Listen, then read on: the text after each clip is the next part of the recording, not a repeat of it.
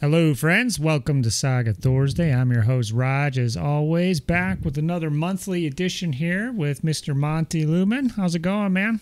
Good, Rodge. How about yourself? Oh, I am excellent, as always. So we've got a lot of fun stuff planned for this episode, jam-packed, as always.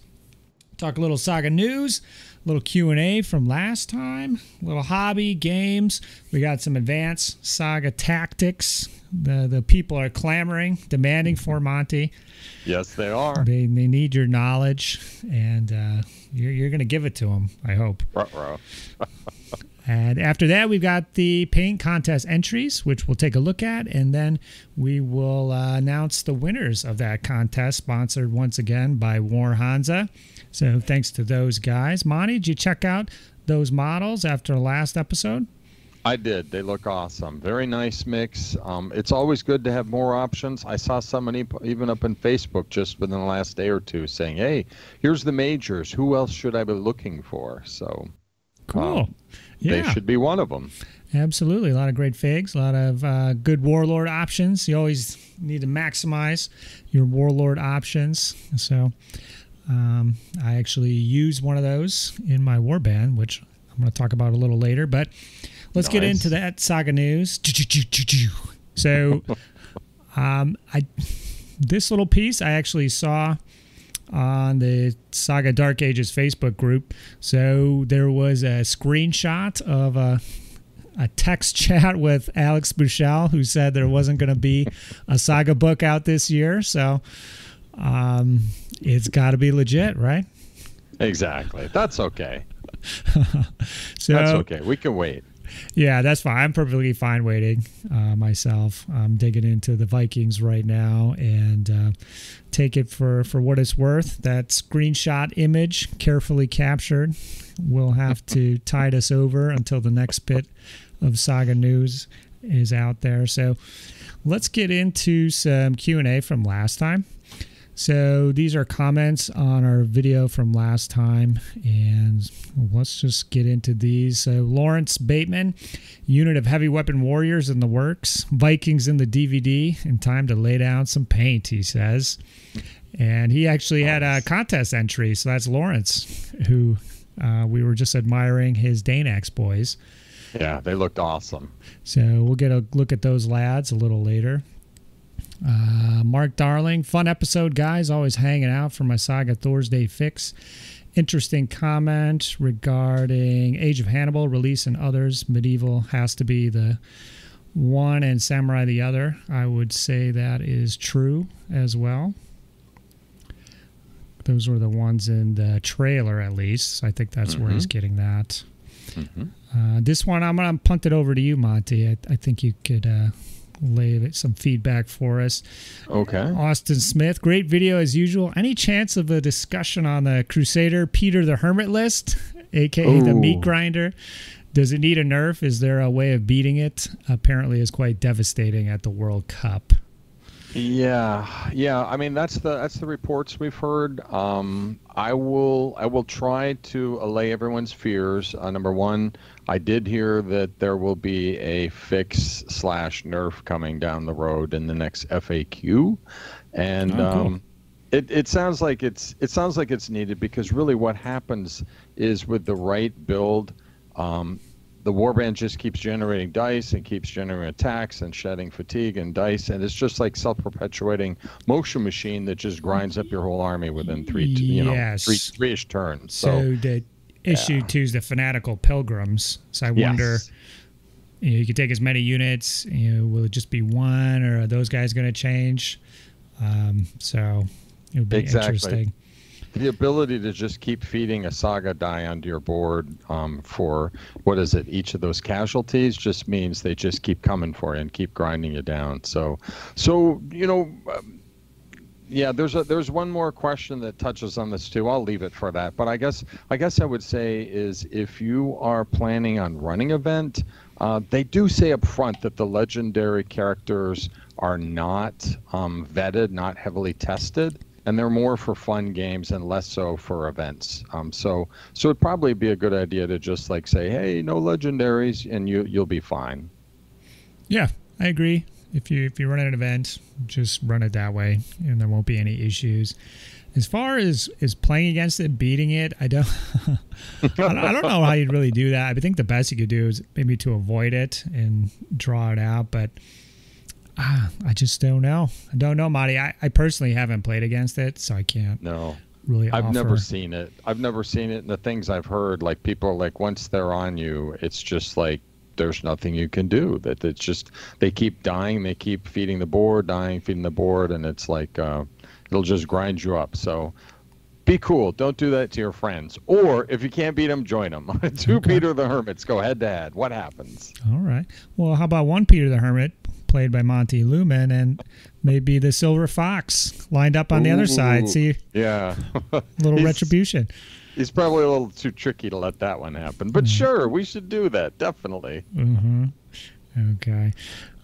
So sorry, Austin. No particular tips for playing against them, but hopefully you got some cool opponents where it's not a problem.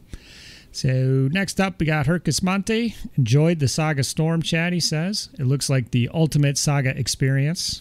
I can agree that it is. He's prepping 1 point of Hearthguard on foot for the contest, and he hadn't seen the Warhansa historical stuff before, so he'll have to check out their catalog. Very cool. Hot Dice Miniatures. Hey, can you add the feed to Podcast Addict? So I think he wants a podcast version of this, and unfortunately there won't be any audio MP3 podcast format. You're going to have to come to YouTube. You can, with a little bit of homework, and I actually replied to his comment, you can get the RSS feed, so you could get the Rodge Rules YouTube feed up in your podcast player, and you could like see every video that comes out, and you could play it from your podcast player. But as far as like an actual MP3 podcast, not going to happen. I did do that for a while, Monty. Do you remember those? Did you ever listen to the podcast version? You know, I'm a YouTube fan, so no, I did not. Okay. You were in the majority there, buddy. Yes. So I did do it for probably about a year, and it was a lot of hassle, a lot of grunt work, and I saw maybe, like a tenth of the people would use the podcast versus the YouTube videos. And some of the YouTube videos didn't get that many watchers either, so you can imagine a tenth of that would be quite infinitesimal indeed. Got to go where the people are. Quite a few comments on this one. Next up is Wrong Tracksuit. He says, great video, Rodge. Couldn't agree more when it comes to painted models. Our Saga group decreed that if it's not painted, it doesn't play. And when we say painted, we mean fully painted, not work in progress. Ooh, it may sound harsh, but it certainly has the desired effect of increased output of painting stations. So what do you think about this? Do you lay down some gray and some silver, don't you, to test stuff out? Yeah. I mean, I myself, I play in a public space, and I do try to promote the hobby with my own stuff and my friends. But on the other hand, there are people who aren't, as productive or busy. They just don't have the bandwidth. So if someone wants to bring out a non-painted warband, I have no problem at all myself. But I do understand, like, it's an aesthetics thing, and if like a club wants to set that rule and they're all fine with it, hey, power to the people. But I'm flexible. I want to, if someone's painting their way in, it's going to take them a while, I'll play them. I have no problem. Yeah, I agree, and that's kind of like one end of the spectrum. The fully painted, nothing in between. On the other end, you got the full gray. So, I think with most things, it's the meat in the middle type experience that I prefer. So when you're playing pickup games and stuff, it's good to try stuff out and make sure you like, the army that you're playing or the board that you're trying out or the unit. But then I think you do need the tournaments. For me, are kind of like that bridge where, okay, it's got to be painted now. So, like, I really dislike tournaments that don't have a paint requirement because of that. So I think that's kind of my preferred solution there. But we do need more painters around here, though. So maybe we got to come up with some kind of rule here. I don't know. Okay, moving on. second to last comment here. Hamster and chips. So, Rodge, are Otherworld overpowered, or have you made a demonic pact yourself for all those hot dice rolls? What do you... Oh, I want to hear the answer to this one. What do you think? I don't know. I have a thing where every army I play, I think is like the weakest one. So I don't know. Are Otherworld the weakest, Monty? I don't think that they are. I think they're good. I think the faction's overall pretty balanced. I don't like the lore choices for the demons as compared to some of the other ones, but I think they're a decent force. I don't think they're overpowered, not stupidly so.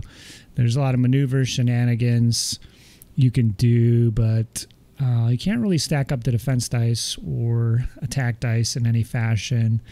The doppelgangers is a one-use wonder, and depending what you're running, you may or may not be able to use that if you're using the big monsters and such.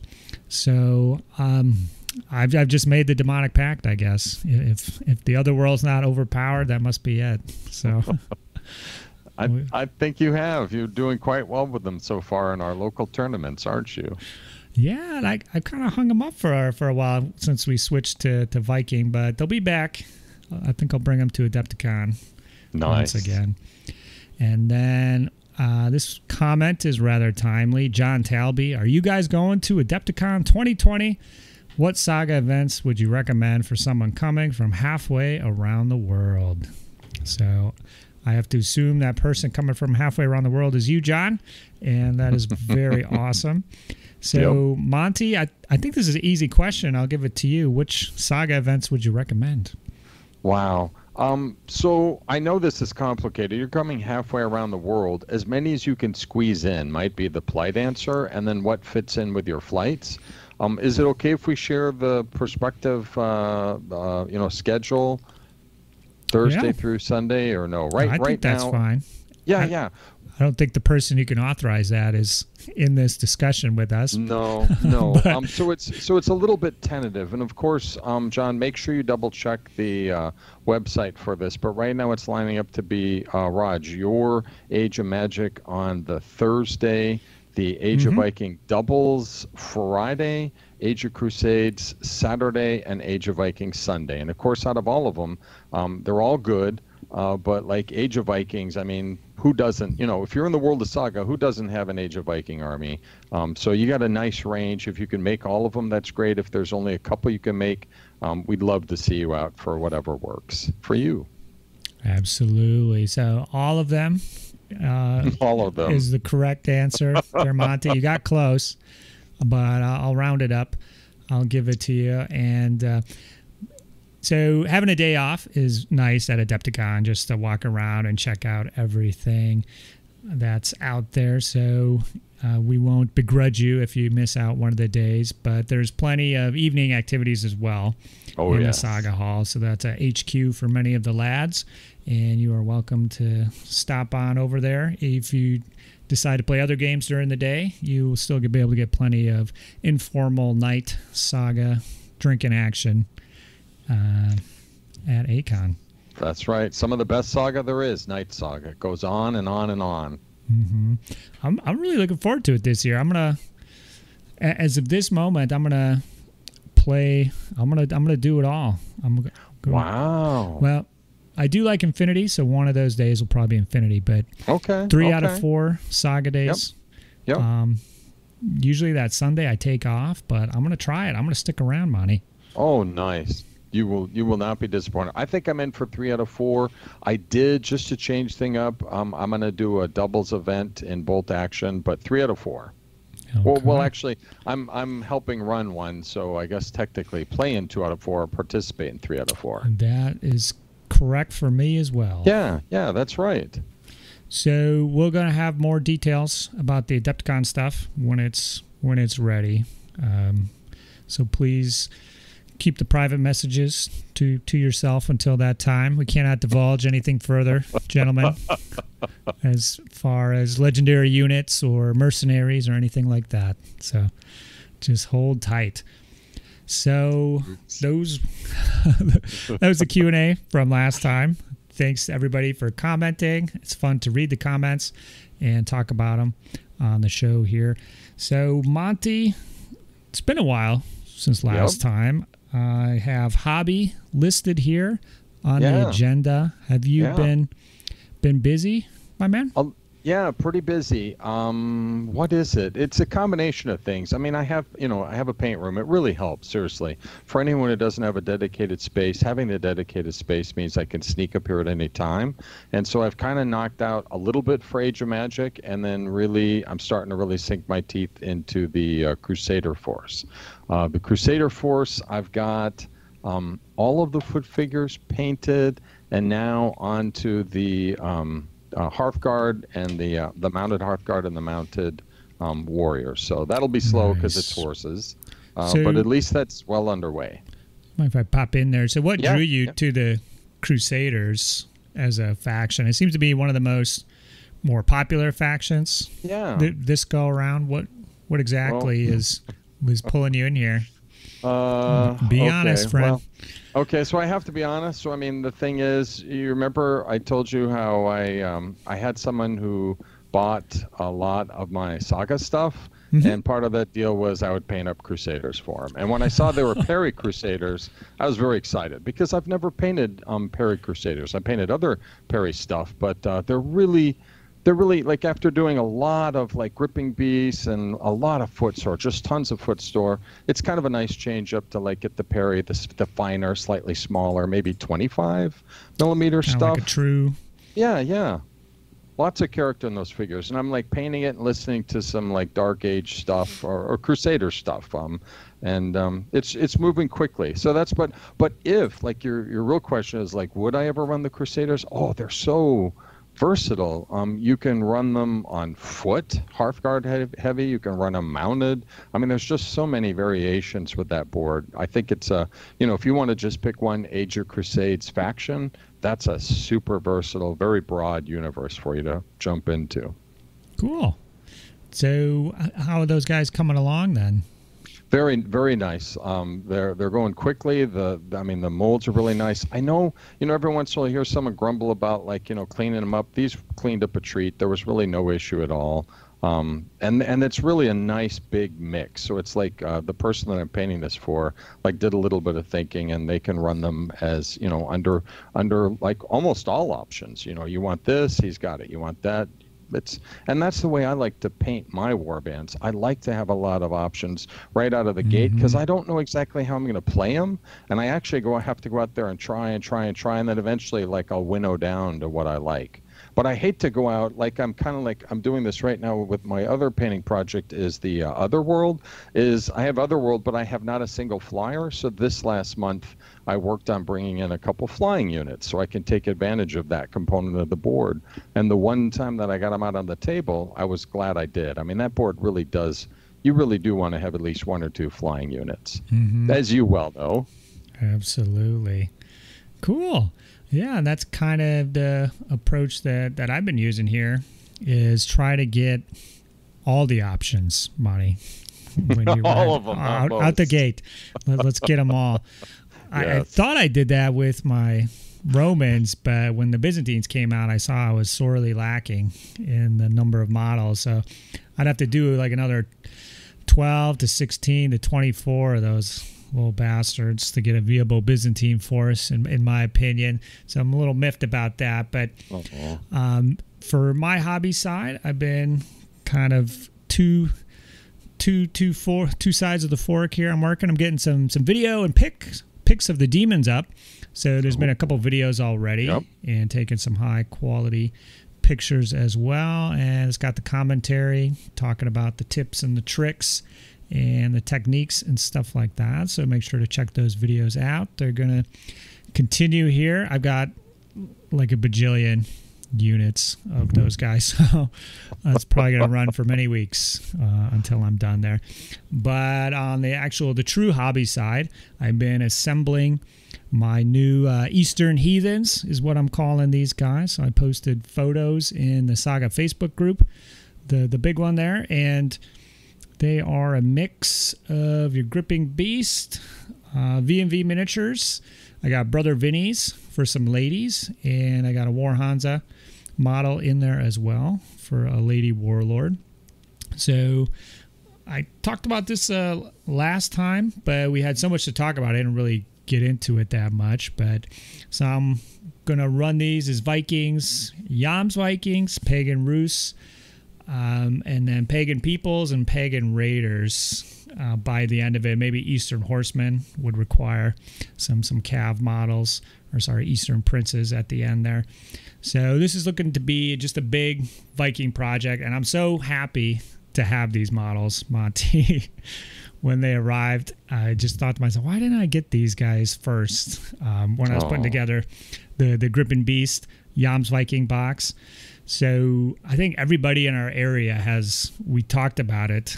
Because one guy had Yams Vikings, and then I said, oh, I got a Yams Vikings box on the way. And then Sam's like, well, I have one. And then Jeremy's like, I got one too, guys. So we're thinking about the Yams burgers for Adepticon, baby. Just pure Yams Vikings. Oh, that's awesome. But yeah, just great models. Some of the best that Gripping Beast has to offer, in my opinion. Yep. Yeah. So I ordered those. Those showed up in about 2 weeks from V&V Miniatures. I got their Pagan Rus, the Levy type fellows, militia, Slavic militia, I guess. I'm not sure what their official label is, but I got 24 of those guys to use as Levy models. And they got javelins. And then I picked up their Berserkers as well. Love those guys. And then I've got some archers as well, Viking archers. Those stayed in the box for now until we get to the Pagan Peoples. I think I might break those guys out. Yeah. And then for Brother Vinny's, then I got a set of the Axe Ladies, the Spear Maidens. So these will just be mixed in with the Warriors. And then there's some Lady Berserkers as well that I can mix in to my Berserker units. I actually have 8 Berserkers.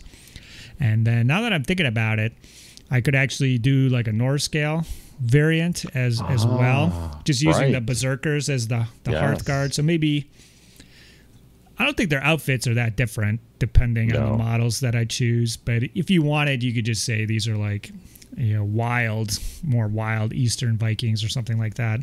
Yep. But so I don't know. I might have squeezed the sixth faction out of it. I don't know. That's amazing. Pure genius. Good job, Rodge. Yeah, well, that's the power of Saga for sure. So I spent the last month or so assembling everything, and that's about where I'm at. So I need to get it based, and then the priming and the painting will begin, my friend. Nice. You're on your way. Paint one, play many. 6, in fact. Yeah, I'm hoping to get a lot of juice out of these guys for the long haul. And definitely a faction I'm probably just going to keep indefinitely. Picturing here. So no tentative goal, really. We have our Age of Vikings tournament on December 7th, Monty. Mm-hmm. Yep. I don't know if you're planning to make it, but it's going to be a good time. So yep. I don't think I'll be able to finish anything by then, especially if my army consists of 2 units of 12 levies as well in that bind. So I'm hoping to get some paint down, but I'm not going to be busting my chops or anything like that to get it done. So I want to do a good job, but probably not planning to go too over the top either. Just get a nice, good standard out the door and move on to the next one. So perfect. That's a plan. That's my plan here. Other than that, I used to have the hobby room like you, Monty, but now I'm completely moved down to this basement dungeon area here. So that actually consumed a lot of my time as well. So I'm getting set up here, and hopefully I'll be able to get going quickly here. It's a little cold here in the dungeon. I'm not gonna lie. I gotta ask, are you chained? Are you safe? I can't speak anything, but I can maybe the number of blinks I may be able to communicate something to you. I don't know. My gosh. Okay. Oh, Rodge. Wow, we're having a lot of fun today. So yes, we are. Have you played any games since last time, buddy? Quite a few. But you know, Rodge, like when I think about it, I try to think not like what lessons are there for me to learn necessarily, but like what would be more interesting to share. And with all the games that I played, I think I'll pitch it from this angle. If anyone listening doesn't have the Book of Battles, boy, you just got to get out there and grab that. It is just so good. We've plugged it before. We'll plug it again. We've been kind of working our way through like the random scenarios, but then I noticed that the Saga World Cup and then the Saga Grand Melee in the UK, which was like last weekend, that they're really hitting the Book of Battles, the scenarios in the middle, pretty hard and heavy. So I've started queuing those up, and like for example, Old Feud is amazing, and Desecration is also amazing. They're kind of scenarios that are making you do multiple things while your opponent's trying to do multiple things. So rather than like Clash of Warlords, let's mash out in the middle and kill each other. Okay, that's great. But move beyond that, and seriously, you will not be disappointed. So really having fun kind of putting my feet into some of these scenarios that might show up in future events. I mean, they might be on the plate for Adepticon even, right? Perhaps wouldn't be out of place. I used some of those for my event last year, so it was a precedent has been set.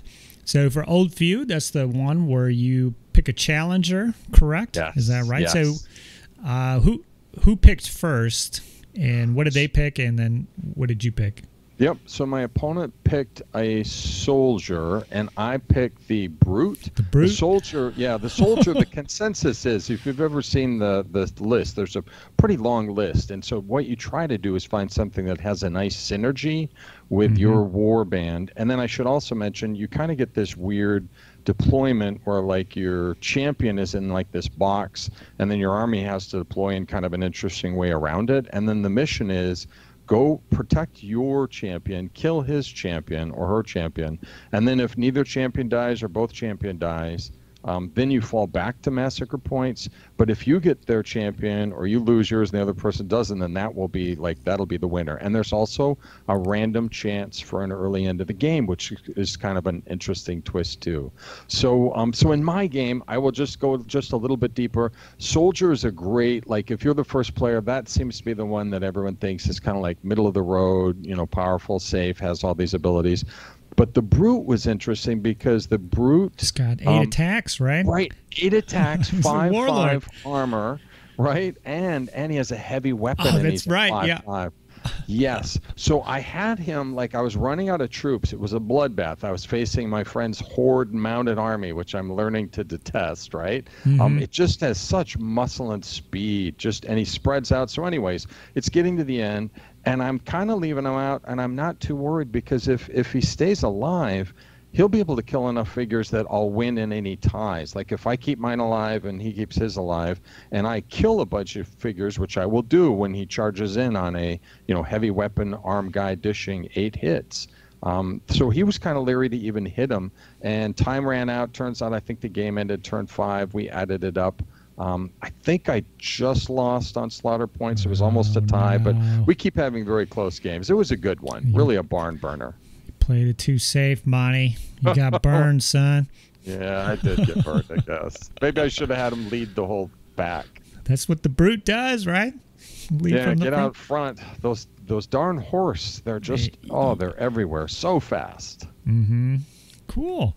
Well, I told you I only played 1 game since last time. But I went back, looked through my photos, and I actually played 2 games since last time. Both of them were right after our last recording there. So it's been a while. We had some other stuff going on, a little bad luck in scheduling games recently, but hopefully that'll turn around. So I played against the Yams Vikings, and it was Book of Battles scenario. So whichever one were the three, I always think they're priests because those are the models that I use. They're trying to scooch off the table. They're kind of neutral. Right. They're like running down the middle, and then we come in on the ambush from both sides. The helpless fellows. And that one was really fun. And I did a battle report of it on the channel at some point, that scenario. But looking back, I must have did it wrong because they move so fast and you can't deploy within 18 inches of them. So that's the part I think I did wrong in the battle report, because we were on them right away in that battle report. So if you go back, that's one of the earlier ones when the Book of Battles came out. But they're almost, they made it 3 of the 4 feet across the table by the time we got into it. So, they're speedy little guys, plan accordingly. Kind of a tricky scenario if you're going first. So I was going second, so that was good for me. A lot of scenarios, Monty, seem to favor going second. You have any strong opinion, or have you noticed anything? Yeah, I mean, it is, you have to be pretty thoughtful. I mean, you only have 3 dice. You're like, how thoughtful do I have to be? But it's a pretty big deal. I think I've reached the point where, like, I park them and I shuffle not up, because especially in Age of Magic games, if I shuffle 1 unit up with one of my 3 dice, especially against my horde buddy, I mean, he's just going to grab it and smash it. Shake fatigue on everyone. So I agree. You really have to, as the first player, you have to be very careful with your dice placement and then your movement, and maybe even do like a line shift or something just to shake things up a little. But it is a little bit of a disadvantage, I think. Okay.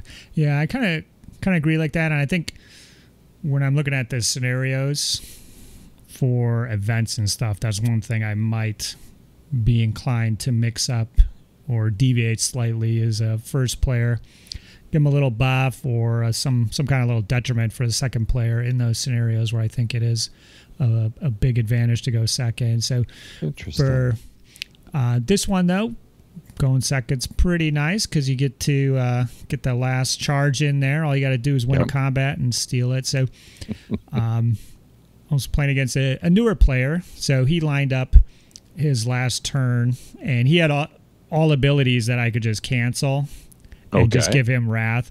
And then so we had a nice little talk about how he doesn't want to do that because he's not going to do anything this turn.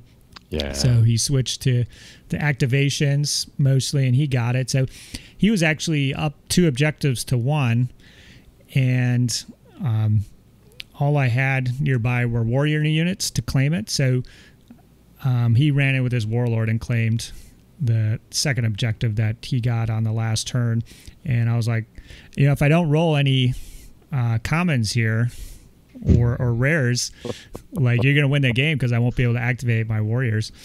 And I rolled the dice and I got one common and the rest were uncommon. So I was able to activate my warriors. But I said, there's always a chance. He's like, there's no way I can win. I'm like, listen, I got to roll the dice here. And exactly. If I don't get a common, I can't activate, and you're going to win the game here. But I just had one, so it was a little sweaty there. I had to roll the dice and make sure that one combat went off. But with the Vikings, it went well. And then the other game was actually kind of a test scenario for our December 7th event. Jeremy's kind of doing like a winter theme for everything. So this one has a couple campfires on the board, and you got to keep the fires stoked, Monty, or else it's going to get a little chilly out there. And, I like this. You got to use your Saga dice to stoke the fires potentially. So I can't reveal anything else. I have to maintain my advantage over you guys when you come, since having played through it myself. Awesome. But I played against Sam. He was running his Irish, and I was playing my Vikings, and it was a really good game. He's got pretty bad luck against me, and with the ability to exhaust a unit. Yes. I can't recall the name of that ability here. I think Odin, right? Odin, perhaps. Yep. So I had that up the entire game because he didn't resolve one shooting against me the entire time.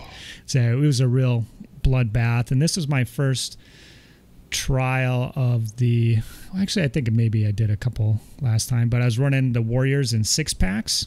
And so 4x6 instead of 3x8. And that worked really well. There were just like little atomic missiles that I sent out to cause devastation and give better than they got. But he actually had a chance at a Saga dice win at the end because I had like pretty much all my units were alive, but none of them were generating Saga dice because there was just 1 or 2 warriors, 3 or 4 levy. I had 1 berserker left who was hunkered down, not going anywhere, and then the warlord. And so he had a chance to make a couple moves at the end there and just eliminate me outright. It came down to the war pups, the Irish war dogs, but a timely reduction of a charge to short saved the day there. So nice. The Vikings took it in the end, but close one.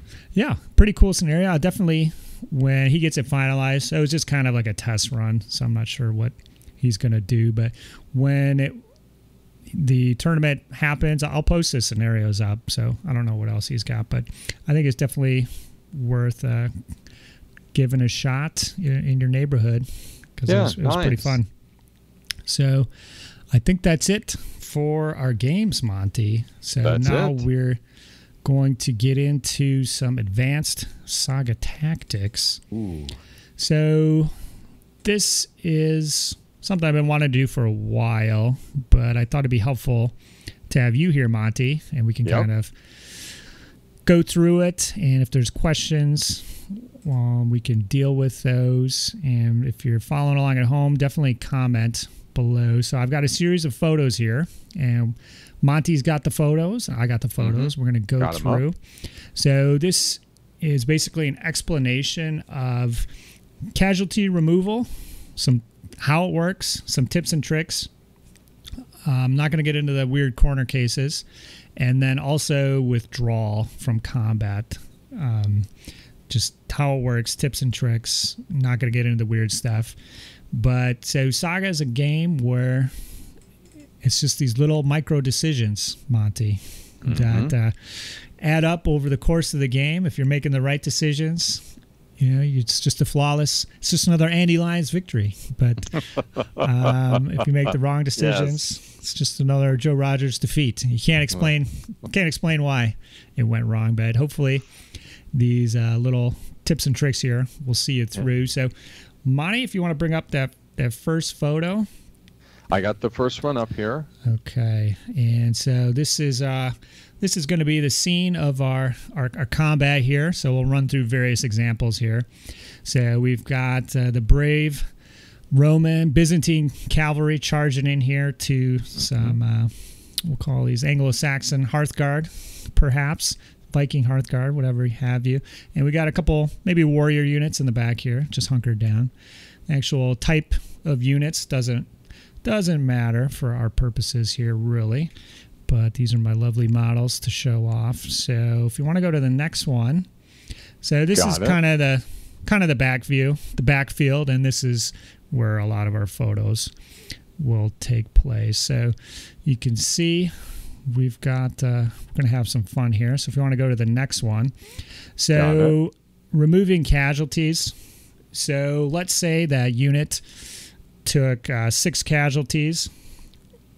So the rules for casualties are pretty simple. You cannot remove a figure if it breaks the unit formation, and you must leave at least one figure in contact with the enemy while respecting the previous condition.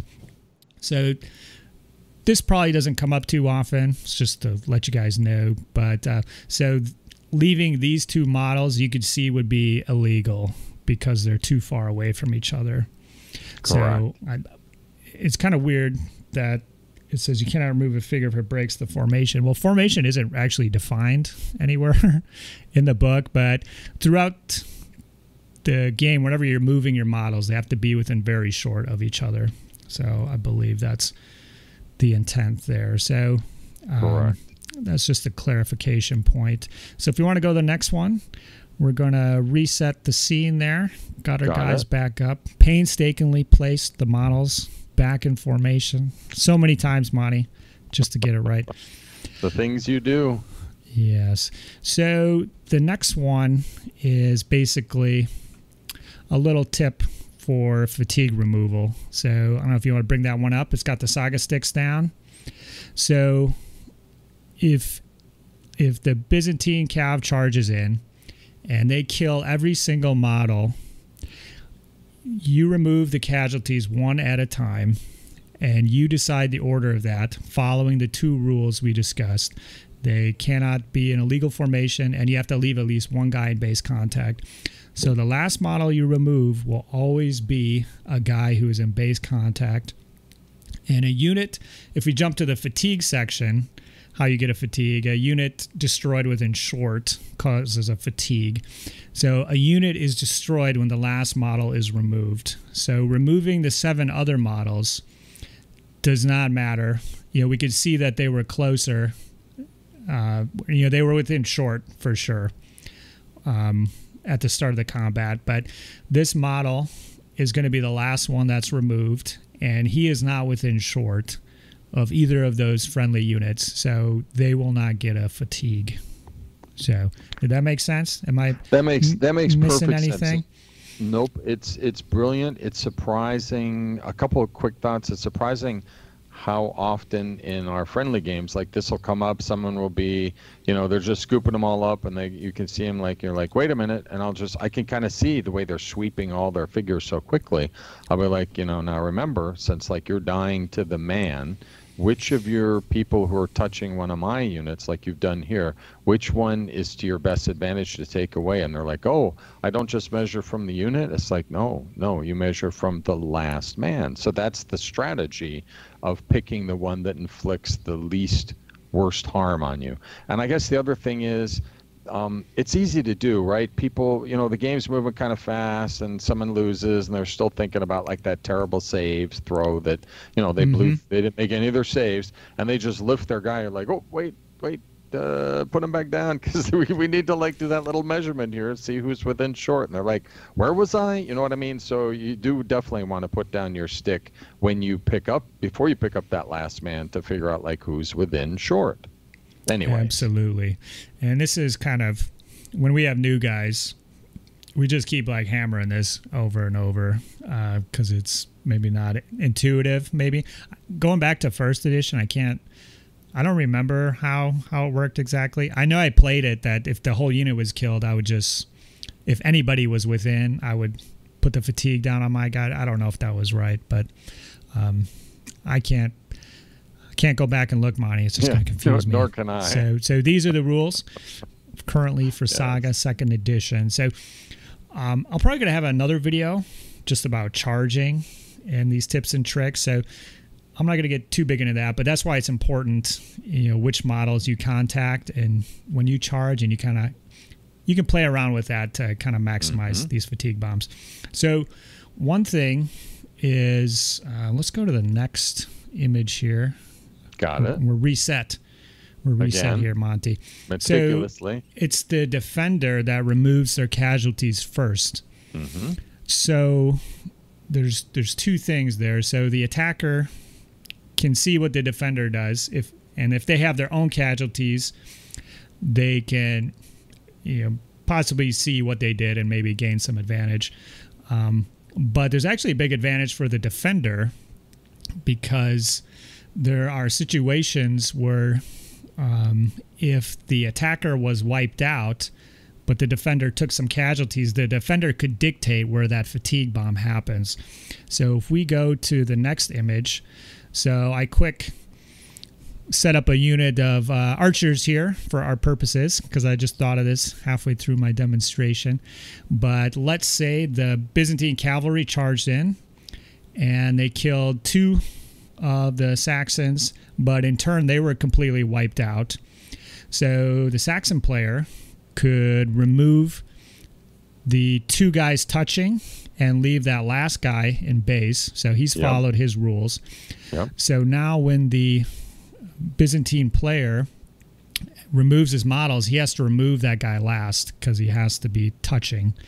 And if he's within short of a buddy unit there, they're gonna get a fatigue. So yes, something to keep in mind. Monty, have you ever done anything like this? Yeah, I mean that's very heads up. Seriously, dictating the flow. it's a finer point of Saga, but I think it's a good point, especially like, you can play loosey goosey, but I mean this is the playing it as it's written, is exactly what you're doing here, which is nudging them down the line so they can't, the game within the game, they know the casualty removal rules too, hopefully, and you force them to drop a fatigue on their archers back there. So well done.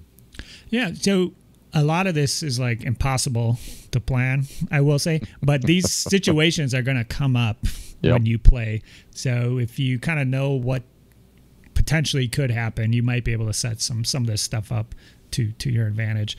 So, all right, well, let's go to the next one. We're reset. We're back. Everybody knows what we're doing here. So let's click to the one after this. So we're past casualty removal, and we're jumping to withdrawal here. So do you have the image up of the stick down, the arrow? Yep. I love these arrow Saga sticks I got. They're very handy for showing motion on the battlefield. So the rules for withdrawal are very specific. So the way that you withdraw is you choose the model that is farthest away from the enemy, and you move directly away from the closest enemy model to that guy. Yep. And you must move the full short distance, and you can there's rules for fudging it if stuff's in the way, but essentially that is the rule for the most part. So you don't have any option there for that first withdrawal, so to speak, but you control the casualties. So when you're removing the casualties, you're actually going to be dictating where your unit's going to withdraw to. Does that make sense? So it does. If the cav charges in and you take 2 casualties, and I just laid the guys down there, you dictated that guy on the other side there with the stick touching him, he's going to be the furthest one away. So you actually decided that when you removed your casualties. So if we go to the next image. Got it. If you had removed the other 2 guys as casualties, now that guy is the farthest away, and we see the lane that he's taking to withdraw. So you can see that you actually have a really good amount of control over your withdrawal lane here. So is this something you've been doing, Monty? This is another thing that I can't remember how it was in first edition, but a lot of people just move their models. And I know when I'm playing, like, I had to reread this section a bunch of times to finally understand it, but this is something we're trying to drill into each other too. So are you guys kind of fast and loose, or how do you play? Kind of in the middle between fast and loose in this. We have finally figured out like the farthest away and direct back.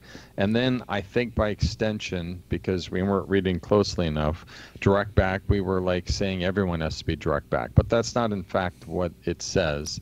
And you're going to show us that here. Yes. Yes. So this is just to show the first guy, which correct.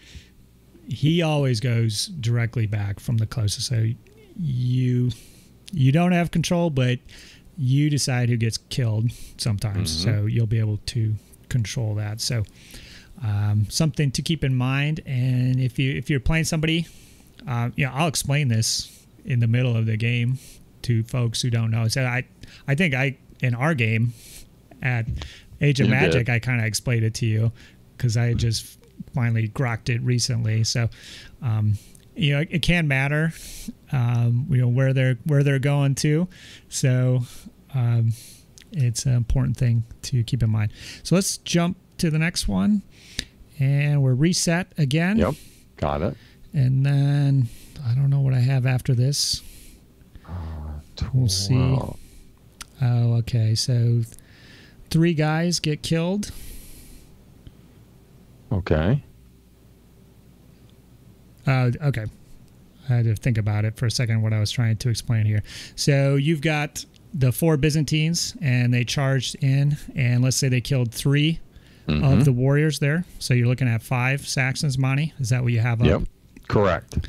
So it looks like the path of retreat is set when the defender removed his casualties.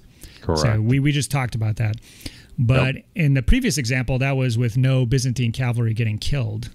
So in this example, 3 Saxons were killed and two cavalry models were killed. So the defender has to remove first, and then the attacker is going to remove his casualties, and then he gets a chance, depending on the casualties that he removes, to dictate which model is going to be the closest. So we'll just look at the different ways they could set it up. So that next image, that just shows where he would go if the cavalry didn't take any damage. The one after that would show the direction of retreat if the 2 guys on the right died. Correct. The one after that would be the 2 guys on the left. Yep. So you can see it's a slightly different angle further away. And then the third one there, one thing to keep in mind, I didn't measure if those 2 Byzantine guys were within very short of each other, but for our example, they are. So you should have a third one, Monty, of him basically going directly back between the 2 guys there. So as an attacker, you have options on where you're going to force your opponent. So did that make sense as we went through that, Monty? Yeah, this is really brilliant. This is very helpful, Rodge. Thanks for putting this together. I mean, when you think about it, there are times where, like, if these units that you're driving back in front of your Byzantines are half guard, and you're trying to create a path to a warlord back here, then you need to think this through, just as you've shown here. Like, if I pick this one, I can nudge those Hearthguard away so they can't be meat shields, perhaps. And like you said, unless you're Jonathan Nash, with like in real time, like the ability to see time and space everywhere, right? But you can get an idea, and you can realize, like, if I take them on this side, that'll nudge them over this way. Yeah, you have a lot of control in here. Yeah, and like I said, you can't plan this stuff, but based off the results you get, you're going to be able to choose a best option. And I have those 2 small units there. You can see that, sometimes you want to be closer to a unit or further away from a unit. Yep. So, maybe at the start of the game, all these nuances won't matter. But by the end, there's going to be some situations where it's like a domino effect where this happened and then this and this and this. So it can be useful to be able to use this to your advantage. So moving on to a reset. We're reset here. All right. So we've done the first guy. Now we're going to talk about the follow-up guys, which is actually surprising. So in this situation, they charge in, 2 casualties are removed, and then the Saxons lose. So the farthest guy away moves. So I just moved the model there. So we're going to look at 2 different ways you can actually retreat. And so the rules for retreat, or they're not retreat, it's withdrawal, just verbiage here. So it's just like moving your models for charging or movement or anything else. You have to be within short of the first guy. So when you withdraw, this first guy is always the first guy. And then you have to be within very short of the guy who moved before you. So there's those big, it's a big 2 pages of movement in the beginning that's very specific about how you do everything. So you actually have to refer back to those pages on how you do this follow-up move. But other than that, there's no rules or anything else about, I think in the previous edition, maybe you had to be as far away as possible or something like that. So that's gone. There's nothing like that in this. So the first guy's moves dictated. After that, as long as you follow the rules for just moving normally, you can kind of fan out in any direction that you want to. And if you read the example, I think in the rule book on the bottom of that page, I think it makes it that really clear, where maybe just reading it in that section, maybe it isn't quite as clear. So we've got our guy here retreated. So we'll take a look. And so there's one way that you can do it if you want to flip over. So the guy on the end, he's still within short. And so all those other guys are within very short of each other. So that's perfectly legal. I think the next one is just, I put the arrows on there so everybody could see where each one of those individual guys went. And then if we flip to the next one, that's another completely legal way to withdraw. So you can see one, you're in the open. One, basically you screened this small unit of warriors or whatever from being able to be charged. And a follow-up activation by those Byzantine Hearthguard there. So, and the next screen just shows the different arrows there. So the follow-up guys, they do have to move their full short, which I don't think I mentioned that the first time around. So they have to move a full short if they can, but they just have to be within short of the first guy and within very short of the guy who moved before them. So there are some corner cases you're gonna have to move around stuff. I'm not going to get into that, but I just wanted to show this is a tactics rather than a clarification. So does that make sense, Monty? Yeah, the way you put it here is brilliant. You could sometimes carry some of these legacy thoughts or remembrances from version 1. I think there might have been something about not be within VS, but there's nothing in here. Yeah. So that one person that's close to the Byzantine that kind of cuts off their path, that's legitimate. They can do that. Yeah, and I think for quite a few games in second edition, I was thinking, I got to be very short away, or I'm going to be destroyed, or something like that. So, so that is pretty much all I have to say about the tactics and withdrawals and casualty removal. So, yeah, I hope that was helpful. I think I learned a lot just making the slides here for us to look at. Remembering this stuff in a game can be a little tricky, but if you just try to stick to the rules, you won't go wrong. And then we actually have a real life example here, Monty, of some casualty removal shenanigans in a game of yours where the Horde Lieutenant charges your unit of Hearthguard here. Yeah, mounted Hearthguard, and gobbles them up, by the way. Yeah, so he kills all of them. But he kills them to a man. So, but was he just in range of that front one, or did he voluntarily choose that one? So he decided which one he was going to touch. Presumably, sometimes you're only in range of certain models. Exactly. I got myself in that situation. I realized there's not like a eagle's eye view of it, but I launched a charge with my mounted Hearthguard or mounts, and they took out a war machine, and then I used that under earth ability where after you charge or shoot, you can activate another time, and the activation is fatigue free. So I pulled them back thinking I was very clever, but I'm also playing mounted Horde, so they can reach you from anywhere. So I think that he could just, like, he did his thing and he could just reach that one figure, so that set the whole thing up. Okay. So you don't remember if he voluntarily chose to hit that one guy? Yeah, that might have been the one.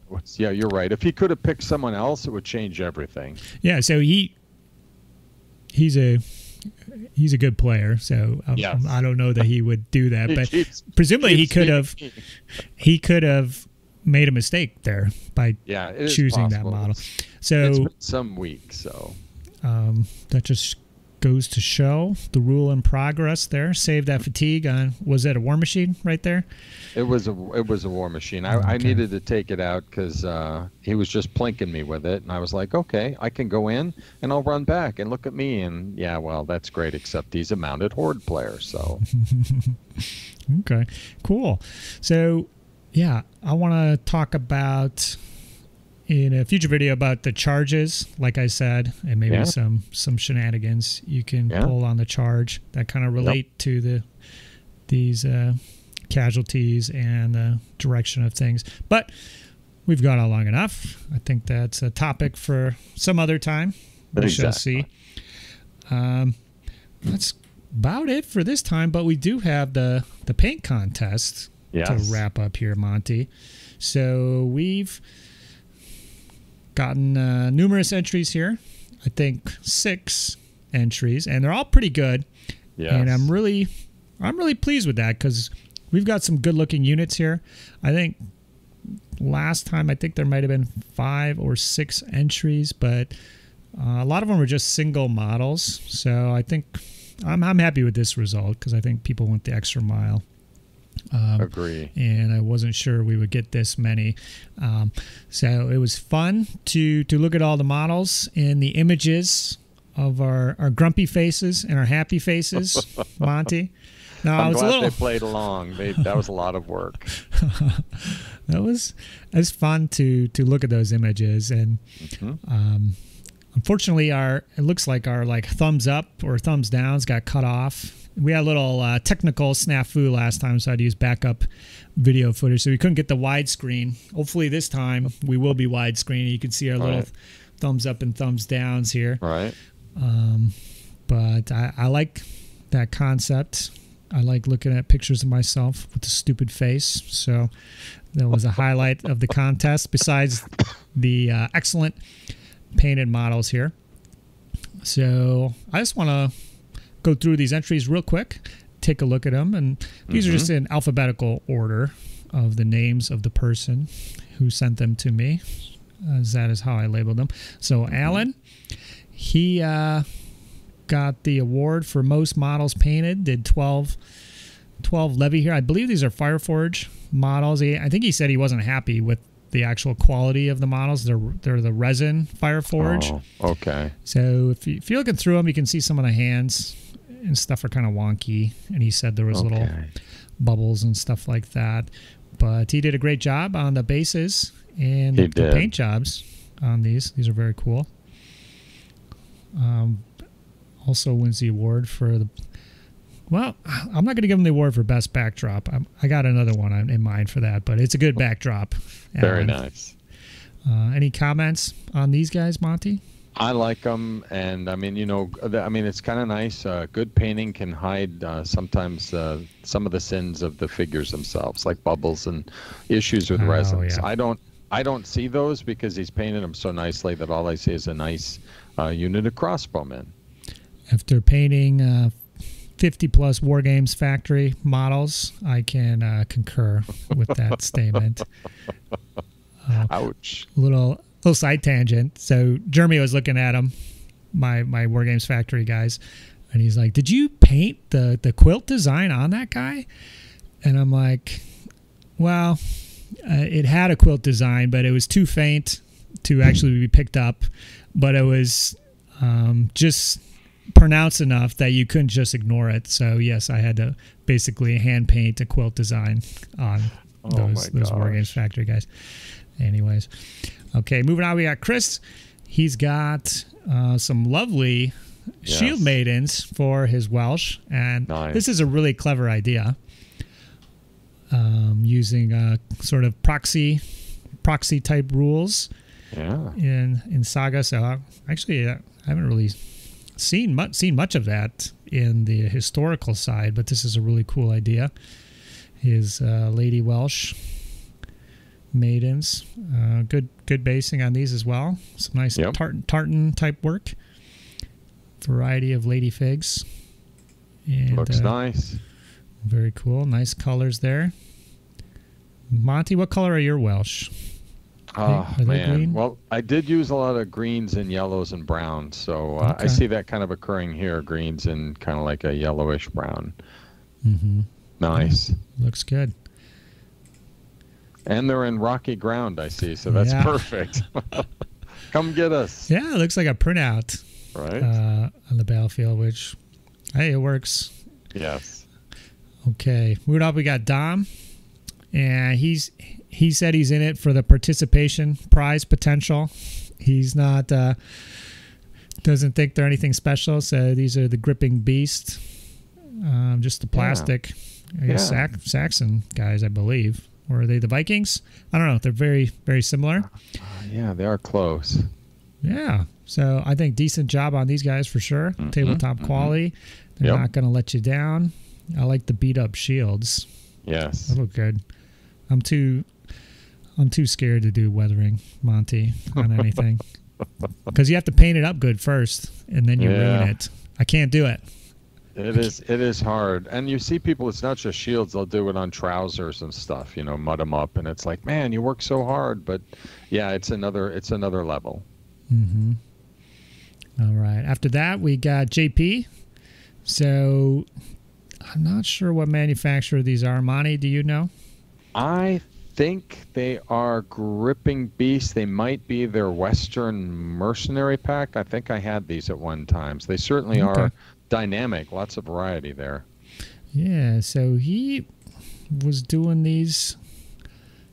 I don't have the email up. I think he was doing these for Eastern Princes, Hearthguard, but then he realized that you can't take Hearthguard on foot. So no. I don't know what point in the process that came on. I believe I got that right. JP can set the record straight in the comments if that is not. But now he says these are Polish Crusaders in the East. Perfect. Getting the job done. So good save.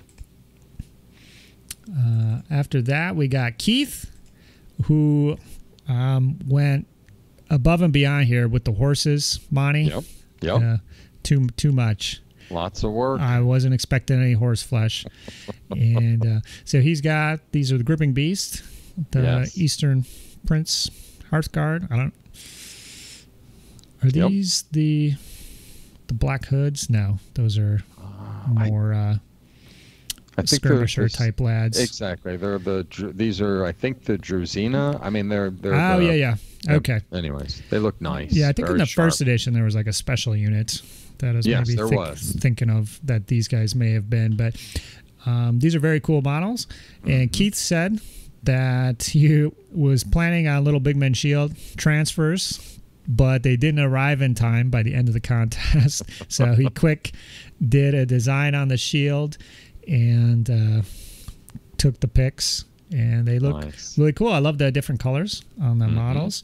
The horses look excellent, and I'm a fan of these models to begin with, so I'm rating these guys very highly. And yeah, hopefully those transfers will arrive and you can get them on there. I think the color of the transfers, I think that would go well with the colorfulness of the rest of them. Don't you think, Monty? Exactly. It'll be perfect. They go down very nicely. Okay. All right. And last up, we have Lawrence. And these look like some nice Danax. These footsore Viking models. Oh, yeah. Is this what these guys are, Monty?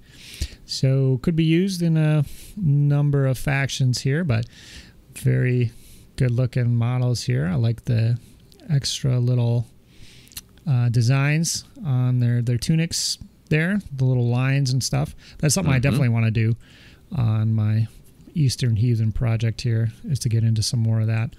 And he wins the award for the best backdrop, in my opinion, for that picture of them on the grass there, Monty. Yeah. Teddy bear fur, maybe? I mean, that's perfect. That looks really cool. Yeah. The basing, it isn't identical, but it's got the static grass. It matches really well. Just a circle of stones. Looks like the ship burial design back there that you see over there. And very cool looking. So thank you to everyone who submitted. So we did a little powwow earlier, Monty. And so we decided to pick a winner. So this was our favorite. So using our inscrutable favorite criteria, we did factor in the number of models that you had to paint. And we counted the horses as 3 or 4 models each, so that gave you a big boost. And so we're going to give it to Keith for being the winner of this contest here. So thank you, Keith. Well done, Keith. For your excellent Eastern Princes model. So you're going to get your pick of the War Hansa. So there's some heroes available. You get to pick which hero you want, and then you can choose between the Berserkers and kind of Pagan Roost warrior models. So either of those will probably be useful for you. And then we have our random winner, which Monty rolled a d6 earlier. He rolled a 6, which corresponded to Lawrence. And Lawrence is our random participation winner. So he's going to get whatever's left over. And hopefully they don't live outside the United States to keep the shipping low. But something tells me they may not be. But no worries there, lads. We'll get it to you.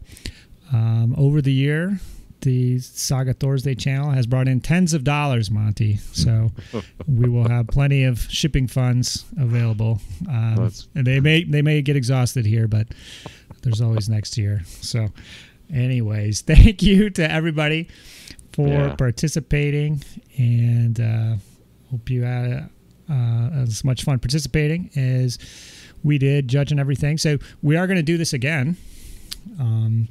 So I'm thinking it's going to be at the start of January. So I know when I posted on the Dark Ages Facebook, people said, oh, I didn't know it was coming. I just finished something. So we will have another contest, a winter one, that hopefully will start around January. So 2 episodes from now. It's going to run the month. And it's probably just going to be paint another unit. I think that's a good goal for anybody to be able to get in on. So just keep that in mind going forward. But nice.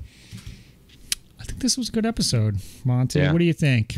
That was buddy? Super helpful, seriously, to put it all out there like that. I mean, I like what they have in the book, but taking it and doing a demo with photos like that in the lines, that's perfection. That certainly will help me going forward. Cool, yeah. Like I said, just putting it out there for myself, I think really clarified things and how it works. And it's something I'm going to keep an eye out for in my games for sure. And then if people want to post in the comments if you thought that was helpful or if you need additional clarification, I was maybe going to consider doing a video about it if people want it, because it might be helpful, like me actually like moving the like models around. Yep. Like visually could also help folks maybe understand a little better. So I could potentially do that if people think that further clarification is needed. But otherwise, I think we got a good monthly episode here. I don't think we have a topic for next time planned, do we? We're going to be winging it. I think we'll know a little bit more about Adepticon by then. Yeah, we'll definitely have Adepticon details to provide, since we're both running events there. We will have the inside knowledge to share, but we have a big list of topics to discuss. So we'll find something on that list, and we'll take it from there. So please comment below, subscribe, all that stuff. Send Monty Facebook messages of praise. We've got to keep them going here. Right. Can't do without you, buddy. Right. It all helps. Keep painting, keep playing. Okay, absolutely. Well, have a good one, guys, and we'll catch you next time. Bye-bye. Thanks, Rodge. Bye. Saga!